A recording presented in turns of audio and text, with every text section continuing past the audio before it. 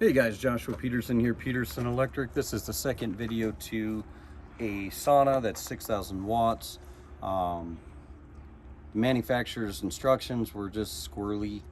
It really better to use the diagram on the back, and I'll show you the reason why. So this is where we came off of, just 30 feet of pipe, put in our sauna, 110 lights for the sauna. Didn't have enough room for the surge protection, so that's going to be on the other panel on the back side of this that was fed with 100 amp to the garage.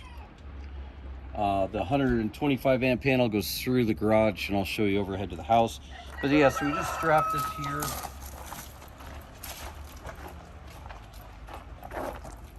So just a simple 60 amp non-fusible AC disconnect is just fine. It's rated higher than the wire. It's really pulling about 36 amps. It's not a lot on this. Assuming that they're not going to pull half the element because it has the option on it. So yeah, just put a flex through all the way through the ground, pulled a string and soaked it. Came over about 15 foot. They did dig it down. They did do 19 inches. They had 7 people here in the evening. I don't know why. I could have done that with my Kubota in 30 minutes, dug up, and then buried it really quick. But I guess they wanted to save the money, so as long as they're at 18 inches plus that 1 inch for the conduit, I didn't care. So yeah, the 110 comes up into here. That does my lighting. So a lot of you say, oh, I don't think I need that 110. I think it's going to keep it cheaper. Well, you really can't. You have to have a breaker all the way to here. And the reason being is on this model, it states that your neutral 14 gauge does go to the board right here. So how that looks is right here, the neutral. Nipples down and through, okay? And so all it's doing is the control board, that's it. It's not doing anything else. The 240 volt comes in. I apologize. The only time these stupid roosters talk is when I'm talking. But the 240 volt comes in right here, and that 240 volt is going to be controlling the board. Now this is what we wired in, this HDD pipe, which is part of the heater, and that's a U2, U1. That's half of the elements at 3,000 watts. And L1, L2 is the full elements at 6,000 watts.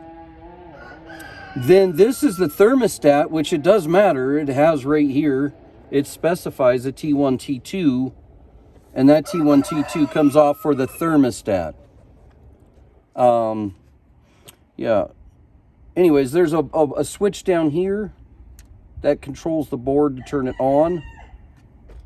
And then your grounds come through. Okay, now their grounds are ridiculous, an 8 gauge.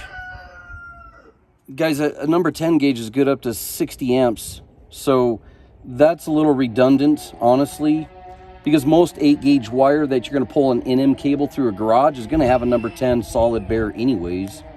But whatever, so we put in a THH number 10.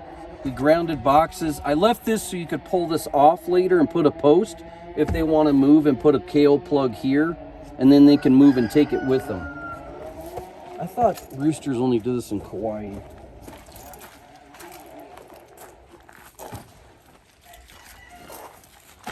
So I had to mount this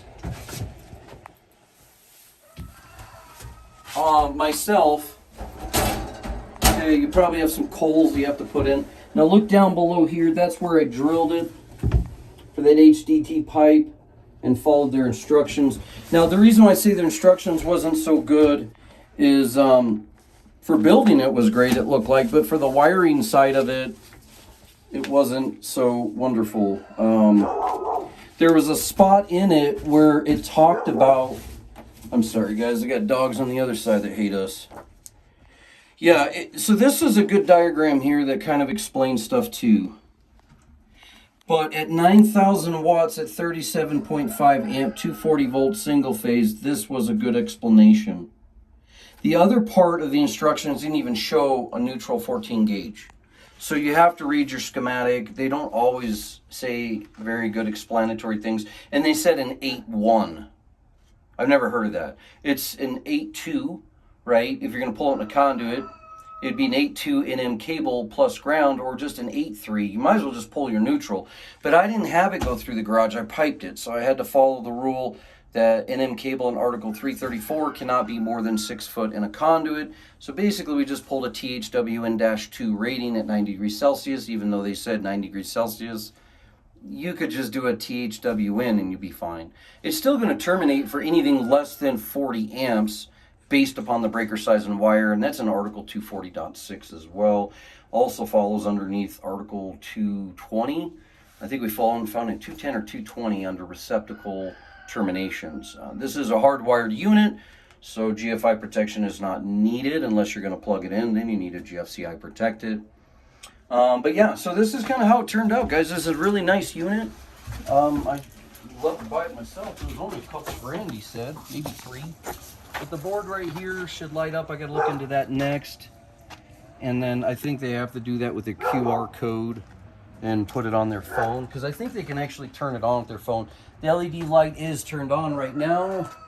I'm assuming you might have to go outside to turn off that light. Why don't you wait here 1 second?